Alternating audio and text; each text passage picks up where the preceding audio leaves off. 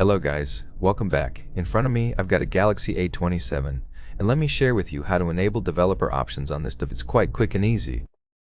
Open Settings and scroll all the way down to find About Phone. Look for Build Number or Software Information. Go to Software Information and you'll see the build number.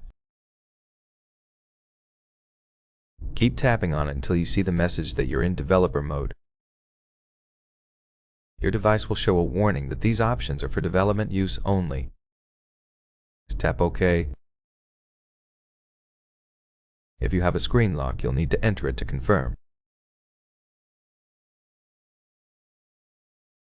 Go back to the main settings list and go to General Management. Scroll down and Developer Options will appear right under About Phone. Tap on it and you'll see many options to customize. For example, you can change animation scales, cursor blinking speed, and more.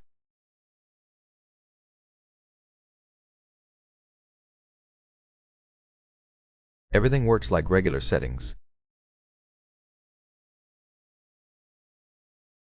For options with a switcher, just tap to enable or disable.